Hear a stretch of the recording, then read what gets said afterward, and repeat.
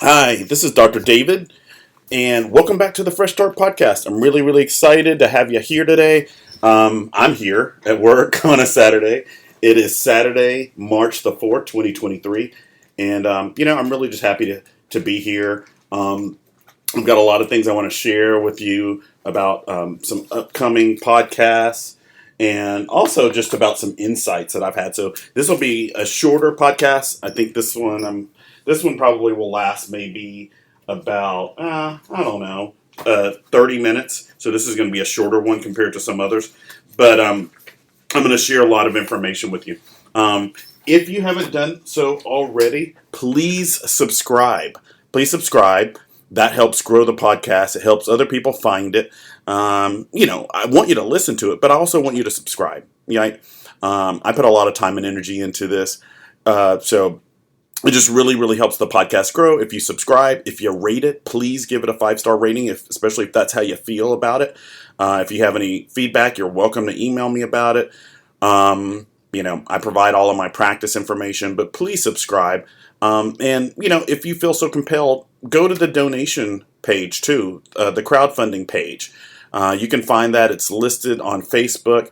I also talk about it here. If you pull up the website for the podcast, it's going to be shown there. But, if you're so compelled, make a donation to this podcast. Right now I use my laptop, which is just an old MacBook Pro. I don't use any special equipment. I don't have any special microphones. Sometimes you might hear a little bit of buzz or fuzz or noise in the background or static. And that's just because I'm not using really professional equipment. But if you want to, if it so moves you to donate to the crowdfunding page, which you can find in any of my Facebook groups, the Grow group, capital GROW, Fresh Start with Dr. David, and the New Balance with Dr. David, any of those Facebook groups, if you join the group or visit the group and scroll down, then there'll be information about the crowdfunding page, and make a donation, make a pledge. I don't care if it's just $1 a month, you know what I mean? Or $10 a month, or whatever you feel so compelled to do. Whatever you give, I promise you, comes back to you. I remember a movie, I need to look it up and watch this movie again, but it was about this kid who I'm sure is a child star now, or an adult star now. I'm sure he's doing movies and all kinds of stuff, but this kid who was talking about the concept of paying it forward, right? Giving back, not just because you want something in return, but just because it's good to do. It's good for everyone. So I would just want to encourage people to do that. I do that. This morning this morning I bought an egg McMuffin and a breakfast burrito from McDonald's for my ride to work. I wasn't going to eat both, but I was going to eat one and then save the other one for tomorrow. And at one of the intersections where when I get off on my exit, they're frequently homeless people or people are begging, and I just handed my breakfast burrito to one of those individuals, and she was appreciative. I was happy about it. It was a win-win. So if you can give back, whether it's to my organization or to somewhere else. The other thing I'll tell you too is one of the big reasons why I'd love to see more people give back to my organization, to my podcast, is because I'm starting a 501c3. And it's all about resilience and about building resilience, courage, bravery, tenacity, persistence, perseverance, all of those things in teens, adolescents, and young adults. So I'm starting a 501c3. I came up with the concept last year. I created most of the documents for it. I just need to get it incorporated and do all the legal paperwork associated with it. But it's a project to help young adults, teens, and adolescents become stronger, more resilient versions of themselves by giving them life coaching and other techniques to help them to become more resilient and more brave, more courageous, and all those things, right? And it'll be free to them. So I'm really, really excited about that. I will be making a semi-public announcement about it in the future. There will be a website for it and things like that. But please get back to the podcast, because that's going to allow me to help jumpstart that organization. So anyway, please give back whatever you can. I don't care if it's $25 a month or $10 a month or $5 or $1 or whatever. And if you can't locate the place to do that, just let me know. and I'll email it to you, or I'll post it on my public Facebook page. You can also find a lot of stuff about my practice, the podcast and everything on my public Facebook page. So just look up David Wright on Facebook and you should be able to find me. The photo should match the same image that comes up for the podcast if you've been listening in. So anyway, please give back. I really, really appreciate it. And that allows me to give back to my clients, give back to my clients who come in who can't necessarily afford to come see me, and to also start my 501c3. So with that, I'd like to welcome you back. This weather sure has been crazy. I'm not a meteorologist, but this weather is crazy. And it's funny, if you look back at history, at one point, meteorologists didn't know what was going to happen with weather. They saw weather patterns and they could make broad generalizations, but then they started being able to be really, really specific. Well, tomorrow's going to be a 90% chance of rain, things like that, right? But now we've kind of gone backwards because now it seems like they can't predict anything, or the weather's so chaotic that there's so many possibilities that they just don't know. And one day it's 30 degrees and the next day it's 90. It's absolutely insane. And just like I was telling a new client who came in yesterday, and also a current client who's also fairly new who came in yesterday as well, about this concept. When things and forces and elements in your environment talk to you, listen to them, because they're probably telling you something that you need to hear, right? If the universe is talking to you, listen. If your body is talking to you, listen. I have so many clients who come in with an autoimmune condition, and as you may or may not know, they released a report last year that was associated with the correlation of higher cancer rates among African American women, and they noticed a correlation with relaxers and hair products. And so, if your body is telling you something, listen to it, right? If you're having chronic headaches, that's a warning sign from your brain that something is wrong, right? And I could go down a short list of things that are possibilities, right? And none of them have really good outcomes, including things like strokes, right? So listen to your body. Go get it checked out. Go to a doctor. Go to a licensed physician and find out what's going on. And if that person does not offer you a well thought out long-term solution to the problem, whether it's a headache or something else, then come to my office and I'll help you figure it out, and I'll get you to the right person who needs to look at it, whether it's a cardiologist or a neurologist or whatever. But listen to your body, right? If your skin starts breaking out for no reason, it's not for no reason. There's a reason why it's doing that, and it's rejecting something that you're putting in it. I promise you. And so I always say listen to things. And I think the same is true with the weather. It doesn't matter whether you're talking about your body, or you're talking about the people in your immediate circle, or your relatives, or your friends, or what's going on at your office, or your car, or whatever. Pay attention. Observe. Because even with the weather, our planet is telling us something. We just don't want to hear it. We don't want to listen. We're not listening. We're not listening to this planet. We're not listening to people who are hurting. We're not listening. One of the things that I hadn't necessarily thought about bringing this up in this podcast, but I might as well, because I was thinking about it the past couple of days and it just popped in my head again now. But it's this.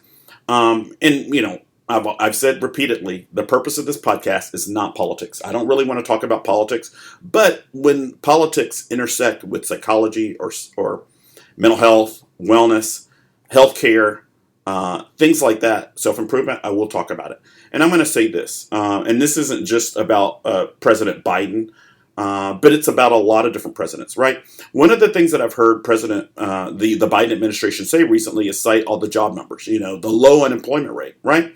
And that's a great thing. We want low unemployment. We want the vast majority of people who are able to work to be working in a productive way that makes them feel fulfilled, happy, hopefully associated with their purpose and their passion, but not always the case. And I know a lot of physicians who aren't happy with what they do. Physicians, attorneys, and people from every spectrum that are just burned out by their supervisor or their boss or their work environment or their employer or whatever. And that's a different topic, which I'll definitely do a whole podcast on. Physician burnout, attorney burnout, employee burnout, worker burnout, all those kind of things. I'll do a whole podcast on burnout. But I wanted to make this observation. They kept citing these numbers, these really, really low numbers for unemployment, 3.5 or 3.8 or, whatever in that neighborhood of percentage of people who are unemployed who should be employed or could be employed. But here's the thing. A lot of people are getting laid off. Google laid off all these people. And if you've tried to use Google Maps lately, I'm sure you've sensed that something's wrong there, right? Google Maps just does not work. And it just hasn't worked for me in about 3 weeks, right? It takes me on these wild, escapades. I don't even use it. I use Waze instead because Waze seems to be working the way that it should. For some reason, Google doesn't. And that's not the only place where Google has issues. Yesterday, I probably got, 3, 4 calls from people looking for mechanics, plumbers, everything else. I don't offer those services. There's something wrong with Google advertising. And I spend a ton of money every month on Google ads. A ton. Right? I'm not going to say the number, but it's a lot. It's more than one. It's a car payment, a nice car. I'm not talking about a I'm not talking about a Yugo payment. I mean, I'm talking about a BMW payment. It's expensive. I do a lot of advertising because if people, it doesn't matter what you do, how good you are at it. If people don't know about it, it doesn't matter, right? It's I call it the genius in the wilderness principle. So people have to know about you, but Google ads, I get calls every day from people looking for somebody who is a psychologist in rural Florida, Clearwater, Florida or somewhere, or a mechanic in Logan'sville, Georgia, or I'm paying for these too. When people click on these ads, I'm paying for it. Somebody else is paying for it. So some mechanic who ran an ad, I got the call, but he got charged for it. I mean, and I have to assume if somebody else is a mechanic, a plumber, a psychologist, if their calls are coming to me, then my calls are going somewhere else too. It's ridiculous. And this company has so much control over the lives of small business owners who need to use Google to pull in new clients. Who knows what Congress will do about it. There are no regulations really on big tech. So they just do whatever they want.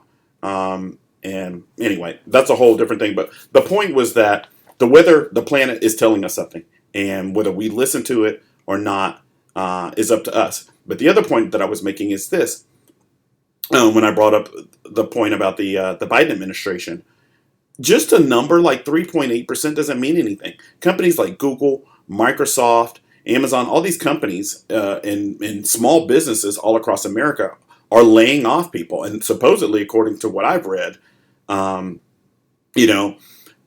those layoffs are going to continue at least until this fall, early fall, September. So people, even if the number stays the same, individual people are losing their jobs. So maybe it's great that the number's 3.5%, but for the person who just got laid off, they don't give a whether the number's 3.5 or 3.8%. So that's the thing about it. And a lot of the jobs that are disappearing, the jobs that are coming in to replace them are lower paying. So a lot of people who've been in their career for a long time are losing their jobs, who've been there for 5, 10, 15 years are losing their jobs. And then new people are entering the workplace. People who are fresh out of high school, people who are fresh out of college, people who are still in college, things like that. And so you just looking at the number doesn't tell you anything. It's the context of the number. And that's true about statistics, even statistics about COVID and other things. The number itself tells you nothing. The context of the number is what tells you something, right? If unemployment is 3.5%, that sounds like a good number until you look at the types of jobs that are being lost and the types of jobs that are being gained.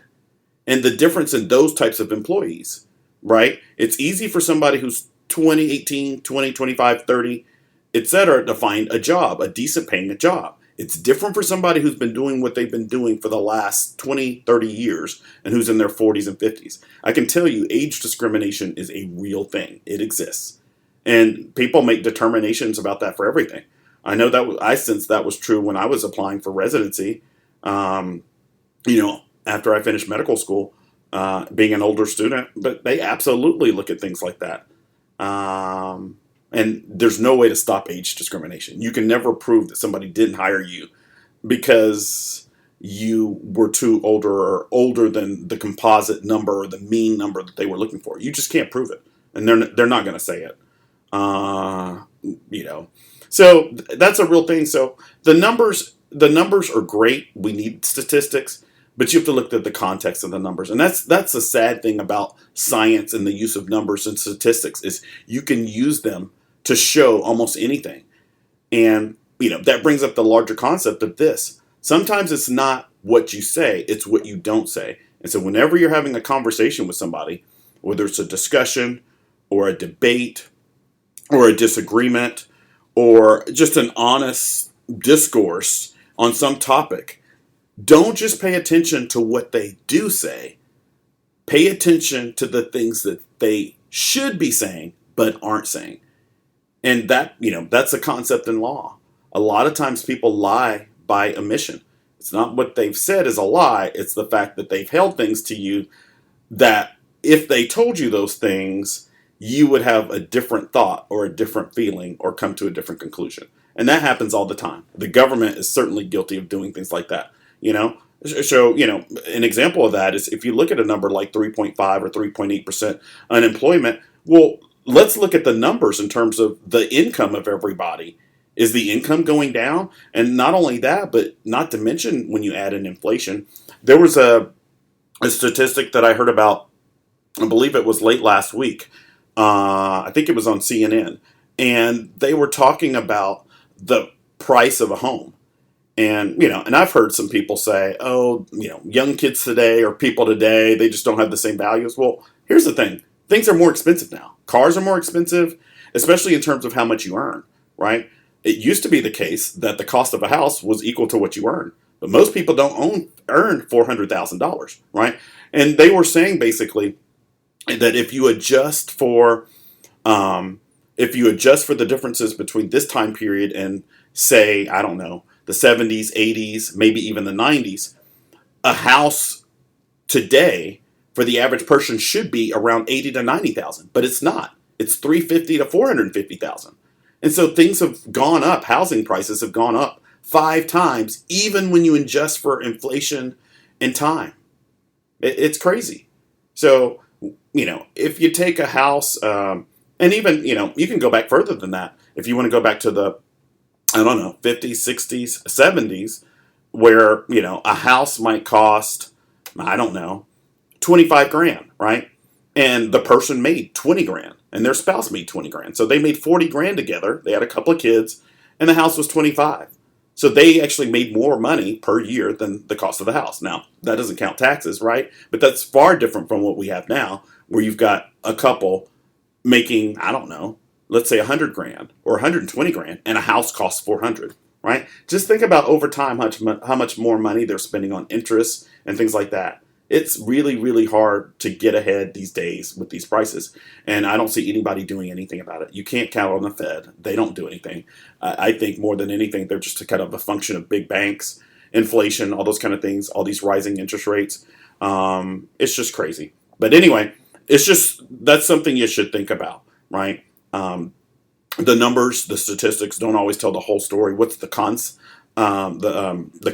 of them, right? And then also, when you're talking about things with people, think about not just what they're saying, but think about the things. Now, what is this person not saying? What are they not talking about? If they're proving this point, X or Y or Z, what else would they be talking about if they were going to prove that point? Well, if they're not talking about that, then why not, right? There's a reason why. It's not by accident. So anyway, let me jump into today. Today's podcast really is about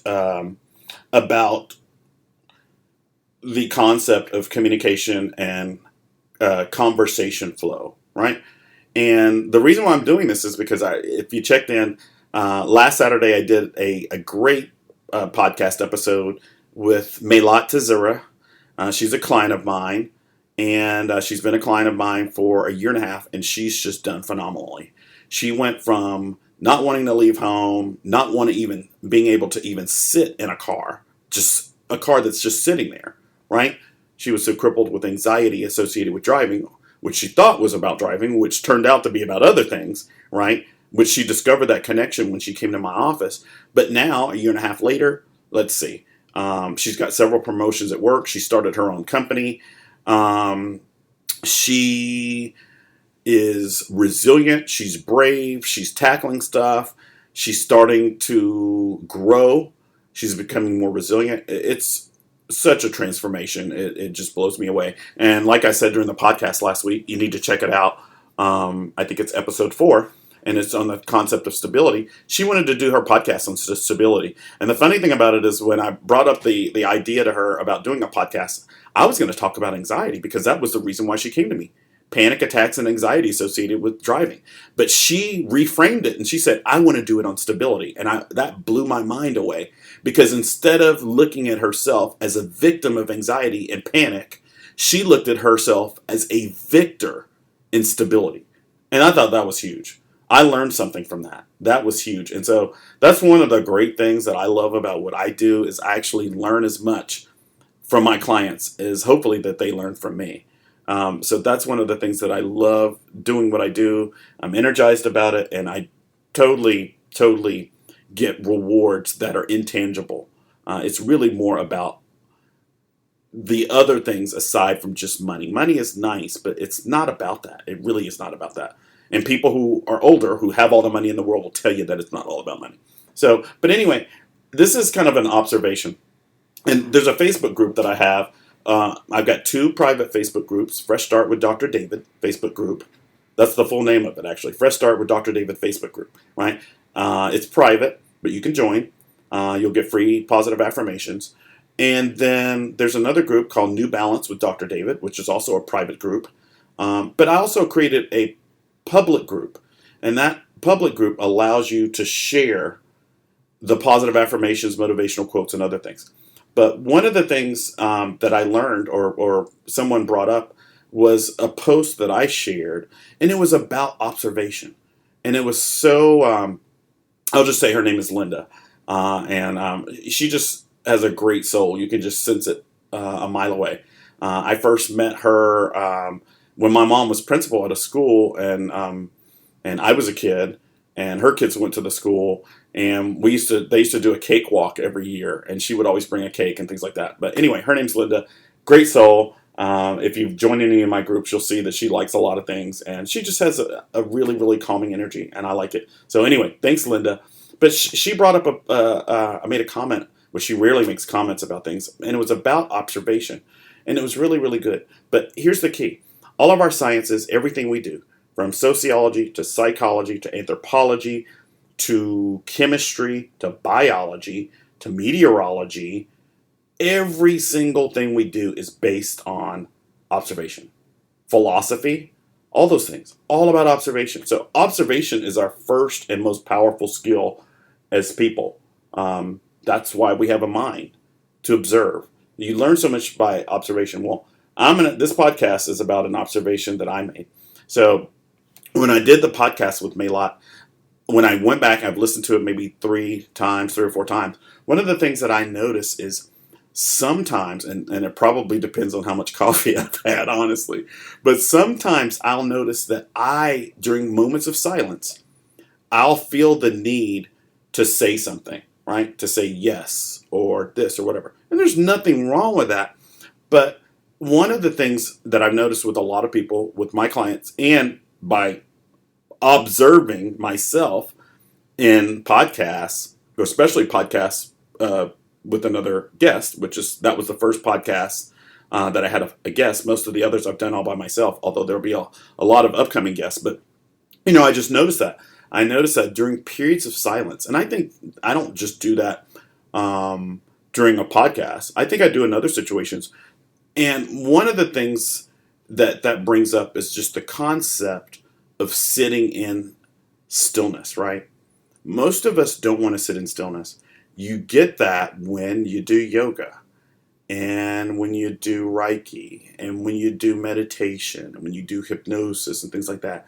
You experience stillness. Or if you listen to that radio host named Delilah, if you get the audible versions of my books, the narration of 2 of my books, by this great actress named Annabelle Armour. She narrated Sweet Potato Pie for the Spirit, Soul, and Psyche. She also narrated The Nutrient Diet. Her voice is so calming. Her voice has the ability to just slow things down for you. It's a great power, and it's a testament to a true actress. But that's one of the things that I notice. So sometimes I catch myself slowing myself down or slowing things down. And that brings up the concept of how communication works between people and conversation flow. So, generally speaking, there's a time component of it. Everybody senses the timing of things, right? The rhythm of things.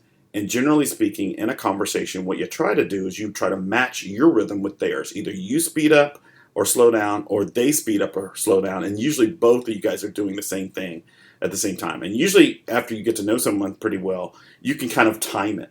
But it's about timing.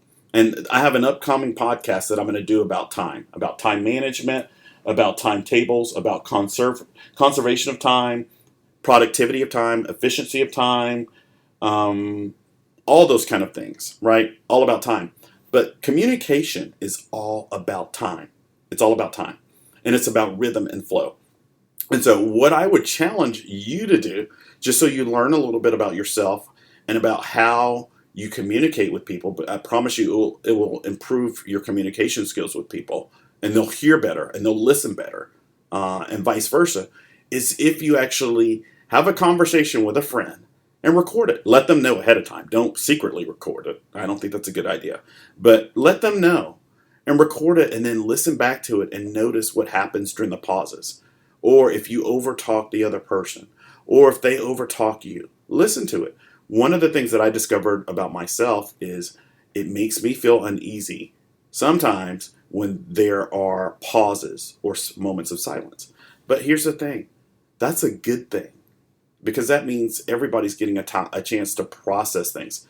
And so record a conversation that you have with somebody that you trust or love, and just tell them the reason why you want to do it. You want to improve the conversation. You want to get a sense of the flow. And one of the things that you'll notice is if you're a person who's kind of a type A person like me, who's always on the go, doing a million things, trying to be productive and efficient and perform at a high level and all that kind of stuff, the thing that you need to do as a life lesson is to slow things down. And the funny thing about it is a lot of the techniques that I use in my office are used to slow things down. Hypnosis, NLP, some other techniques, and types of therapies that I created in my office to slow things down. Not all of them slow things down, but those things I really, really benefit from. So it just as a learning tool, have a conversation with somebody you trust and love. Let them know you want to record it just so you can listen back and work on your communication skills.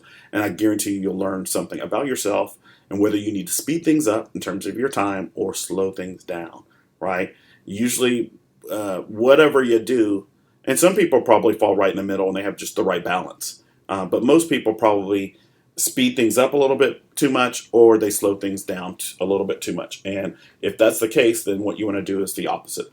So anyway, I just wanted to bring up that concept. In terms of communication, look at the rhythm, look at the flow, and be okay with stillness. Learn to be okay with discomfort. Learn to be okay with uncertainty. That's going to help you grow in so many ways. So with that, I'm going to end. I think we've been here for almost 30 minutes now. It's a shorter podcast. But yeah, look at your conversation. Look at the flow. Look at the rhythm. Look at the timing, right? That's why music has such an effect on us, because of the timing, the rhythm, right? So the rhythm of your life, the rhythm of your conversation, the rhythm of your communication makes such a big difference. And if you learn to use that rhythm, depending on who you're conversing with and the context and the subject matter, it's going to really, really benefit you, because you don't use the same tempo and rhythm with everyone. You change based on who you're communicating with, and that's a skill. Yeah. So with that, I'm going to wrap up. If you haven't done so already, please subscribe. Thank you. Please rate the podcast. Please share it with others. Please check me out on Facebook. Please make a donation to my podcast that's going to go and benefit the podcast, but also the project that I'm starting to help young adults. If you would like to come to my office for more personalized coaching and therapy, please visit my websites, www.mlcoga.com, www.atlantacoaching.com, www.atlantahealthandwellness.com, and www.atlantasmallbusinessincubator.com. And from any one of those websites, if you click in the top right corner, it'll show all of my practices, and all you have to do is look at the bullet points for the one that most matches what you're looking for. Click on it, and it'll take you right to the website. So anyway, happy Saturday. It is March 4th, 2023. Remember, if you can, pay attention to how you communicate with others. Look at the rhythm, look at the flow, and it will really, really change your effectiveness and the level of rapport that you establish with others. So anyway, have a great day. Take care. Bye-bye.